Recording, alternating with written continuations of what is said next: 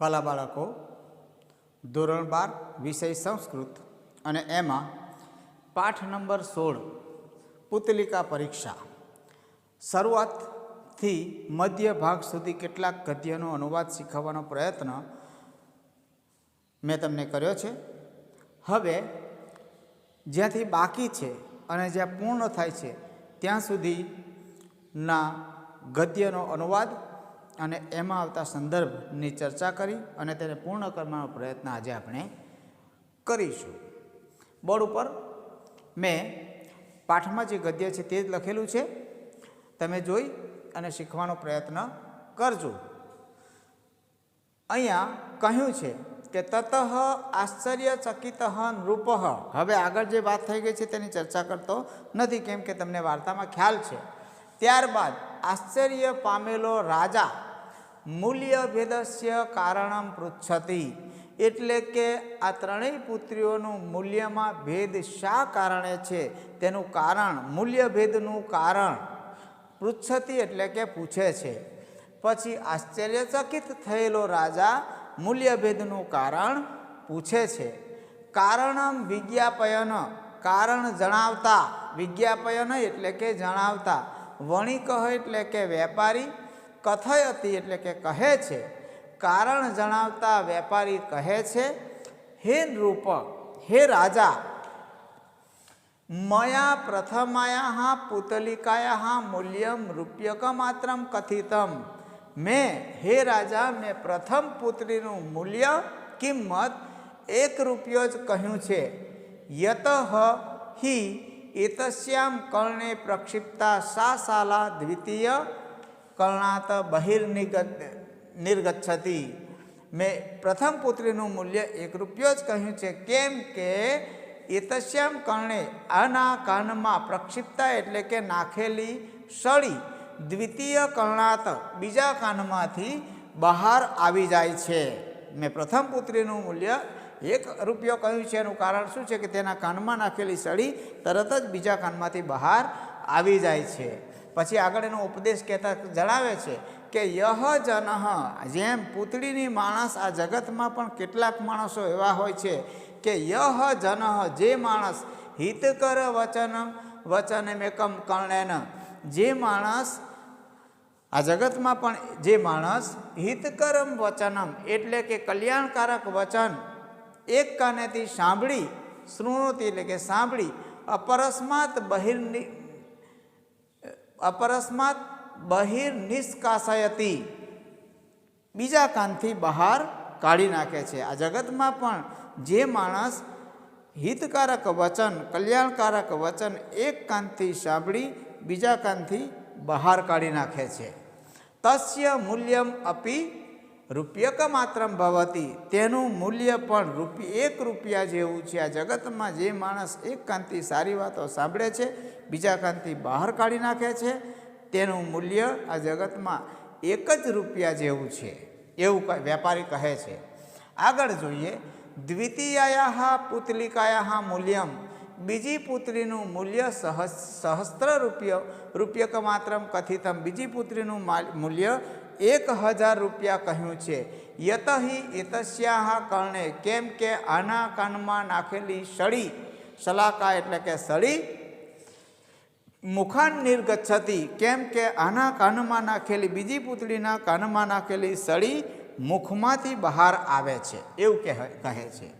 એક જન હિતકરમ વચનમ કર્ણાભ્યામ શૃણોતિ, એક માણસ, જે માણસ કલ્યાણકારક વચન 2 કાનથી સાંભળે છે, કર્ણાભ્યામ શૃણોતિ બંને કાનોથી સાંભળે છે, તદ અનંતરમ અસૌ, ત્યારબાદ તે તત હિતકરમ વચનમ, તે હિતકારક અથવા તો કલ્યાણકારક વચન પરેભ્ય ઉપદિશતિ, પરેભ્ય એટલે કે પારકા માણસોને, બીજા માણસોને, ઉપદિશતિ એટલે કે ઉપદેશ આપે છે। જે માણસ બંને કાનોથી કલ્યાણકારક વાત સાંભળે છે ખરો, પરંતુ એ વાતને તે બીજા માણસોને ઉપદેશ, એ વાતનો ઉપદેશ તે બીજા માણસોને આપે છે, પરંતુ સ્વયં તત્ર ન પ્રવર્તતી, પરંતુ પોતે તે પ્રમાણે અનુસરણ કરતો નથી। તત્ર ન પ્રવર્તતી, एतादृशस्य जनस्य मूल्यं सहस्र રૂપ્યકા માત્રમ ભવતી અને એટલા માટે એવા માણસનું મૂલ્ય 1000 રૂપિયા જેટલું જ થાય એવું અહીં આગળ વેપારી કહે છે. આગળ જોઈએ તૃતીયાયાઃ પુતલિકાયાઃ મૂલ્યમ, ત્રીજી પુતળીનું મૂલ્ય ₹1,00,000 કથિતમ એટલે કે 1,00,000 રૂપિયા કહ્યું છે. કેમ કે યતહિ એતસ્યામ કર્ણે પ્રક્ષિપ્તા શલાકા ઉદરમ ગતા ન પ્રત્યાવર્તતે, કેમ કે આના કાનમાં યતહિ એતસ્યામ કર્ણે આના કાનમાં નાખેલી સળી ઉદરમ ગતા, ઉદર એટલે કે પેટમાં ચાલી ગઈ, ન પ્રત્યાવર્તિતા પાછી આવી નહીં, મતલબ બહાર નીકળી નહીં.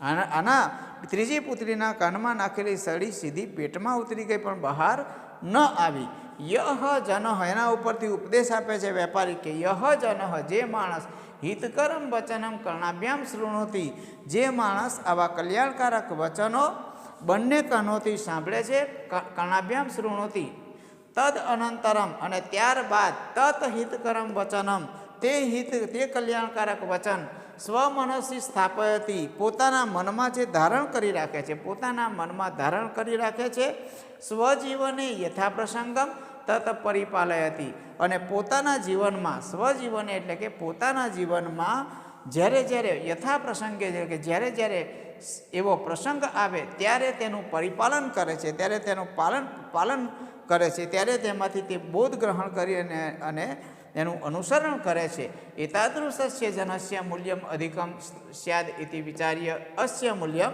₹1,00,000 નિર્ધારિતમ અસ્તિ. એતાદૃશસ્ય જનસ્ય, આવા પ્રકારના માણસોનું મૂલ્ય અધિકમ સ્યાદ ઇતિ, આવા પ્રકારના માણસોનું મૂલ્ય વધારે હોવું જોઈએ એમ વિચારીને આ પુત્રીનું મૂલ્ય મેં ₹1,00,000 નક્કી કર્યું છે.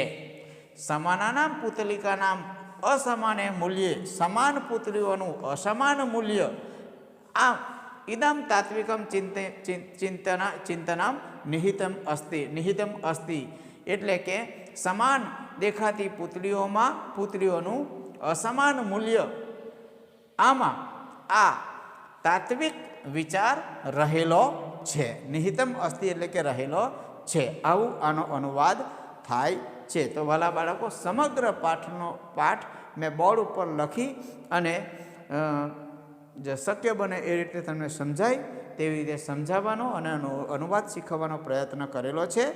અને જ્યાં જ્યાં જરૂર છે, વિવરણાત્મક નોંધ આવે છે કે પછી સસંદર્ભ આવતું હોય અથવા અગત્યનો કોઈ શબ્દ આવતા હોય, ત્યાં પણ મેં તમને લખીને સમજાવવાનો પ્રયત્ન કરેલો છે. સરસ રીતે તમે આ પાઠ ભણો અને અભ્યાસ કરો એવી આશા સેવું છું તમારી પાસે. આ પાઠમાં હવે આગળના પાઠમાં મેં તમને બતાવ્યો હતો કે એક સંદર્ભ મહત્ત્વનો છે. આ પાઠમાં પણ અહીંયા આ પેરેગ્રાફમાં 2 સંદર્ભ મહત્ત્વના છે. બહુ સરળ છે, સહેલા છે, ટૂંકમાં ચર્ચા કરી અને આપણે પૂર્ણ કરીએ છીએ. તો આ સંદર્ભ છે કે એતાદૃશસ્ય જનસ્ય મૂલ્યમ ₹1,00,000 માત્રમ ભવતી, આવા પ્રકારના માણસનું મૂલ્ય 1,000 રૂપિયા છે. તો આવો એનો અનુવાદ થાય છે. સ્પષ્ટીકરણમાં એવું લખી શકાય કે ભાઈ આ વાક્ય એ પુતલિકા પરીક્ષા નામના પાઠમાંથી લેવામાં આવેલું છે અને એમાં એક વેપારી એક રાજાની સભામાં આવે છે. 3 પુત્રીઓ સમાન દેખાતી 3 પુત્રીઓનું લઈને આવે છે, એનું મૂલ્ય પૂછવામાં આવે છે. ત્રણેય પુત્રીઓનું સમાન દેખાતી 3 પુત્રીઓનું મૂલ્ય અલગ અલગ છે. રાજા પૂછે છે કેમ? તો રાજાના વિદ્વાન માણસો જવાબ આપી શકતા નથી, પરંતુ રાજાનો મંત્રી તેનું કારણ શોધવાનો પ્રયત્ન કરે છે. 3 દિવસ પછી મંત્રી તેનું કારણ જાણી અને આવે છે. ત્યારે રાજા પૂછે છે પેલા વેપારીને કે ભાઈ આનું કારણ શું છે 3 પુત્રીઓનું? હા, બરાબર છે, તમે કહો છો એ પ્રમાણે મૂલ્ય અલગ છે, પણ શા કારણે? તો પછી તે વેપારી અને રાજાને જણાવે છે કે ભાઈ પ્રથમ પુત્રી છે તેના કાનમાં સળી નાખવામાં આવે છે, ત્યારે તે બીજા કાનથી નીકળી જાય છે. એટલે કે આ જગતમાં કેટલાક માણસો એવા હોય છે કે એક કાનથી વાત સાંભળી બીજા કાનથી તરત કાઢી નાખે છે અને પોતાના જીવનમાં એનું અનુસરણ કરતા નથી, સારી વાતોને તે કાઢી નાખે છે. જ્યારે કેટલાક માણસો બીજી પુત્રીના કાનમાં સળી નાખતા તે મુખમાંથી બહાર આવે છે. એટલે બીજી પુત્રીનું મૂલ્ય 1,000 રૂપિયા રાખવામાં આવ્યું. એનું કારણ કેમ કે બીજી પુત્રીના કાનમાં સળી નાખવાથી તેની તે એ સળી મુખમાંથી બહાર આવે છે. આ જગતમાં પણ કેટલાક માણસો એવા હોય છે કે કાનથી સારી સારી વાતો સાંભળે તો છે, પરંતુ એ વાતોને તે બીજાના ઉપદેશમાં ઉપયોગ કરે છે. બીજાને જ્યારે ઉપદેશ આપવાનો હોય, એ કલ્યાણકારક બોધ એ હિતકારક વચનો જ્યારે કોકને કહેવાનું હોય તો તરત બકી ઉઠે, પણ પોતે એનું કંઈક પાલન કરે નહીં. આવા પ્રકારના માણસો પણ જગતમાં રહેલા છે. એટલે આવા પ્રકારના માણસોનું મૂલ્ય 1000 રૂપિયાથી વધારે હોવું જોઈએ નહીં, એવું દર્શાવવા માટે અહીં આગળ વાત કરવામાં આવેલી છે. આવી રીતે તમે ટૂંકમાં એનો સંદર્ભ લખી શકો છો. અને છેલ્લો શબ્દ છે સમાનાનામ પુત્લિકાનામ અસમાને મૂલ્ય તાત્વિકમ ચિંતિતમ.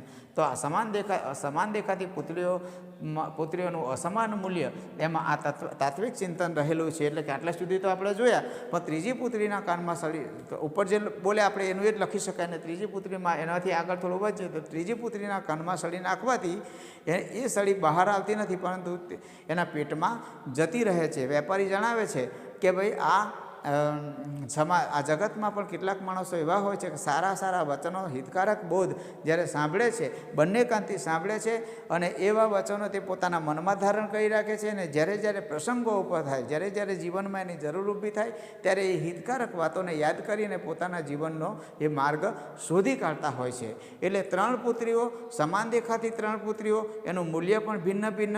એમ સમાજમાં પણ 3 પ્રકારના માણસો રહેલા હોય છે. તો 3 પુત્રીઓનો જે મૂલ્ય ભિન્ન છે, 3 પુત્રીઓ સમાન દેખાતી 3 પુત્રીઓનું મૂલ્ય ભિન્ન છે. આમ આ જગતમાં પણ બધા માણસો દેખાય છે તો સરખા, પરંતુ એમના વિચારો, આચારો એ બધું અલગ અલગ હોય છે. એટલે દરેકનું મૂલ્ય પણ ઘણી વખત જુદું જુદું અંકાતું હોય છે.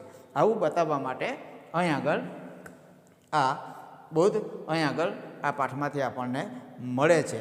તો આ બંને સંદર્ભો પણ આ પેરેગ્રાફમાં મહત્ત્વના છે. સ્વાધ્યાયમાં જ્યારે સ્વાધ્યાય કાર્ય લખવાનું થાય ત્યારે મેં જે વાત કરી છે તે પણ તમે સાંભળી, જોઈ અને લખી શકો છો. અને તમે પોતાના વિચારો પણ તમે ઉમેરી શકો છો. પરીક્ષામાં પણ એ રીતે પોતાના વિચારથી તમારે લખવું છે. મેં ખાલી તમને ગાઈડ કરું છું. એવી રીતે તમે અભ્યાસ કરવાનો પ્રયત્ન કરજો. Thank you.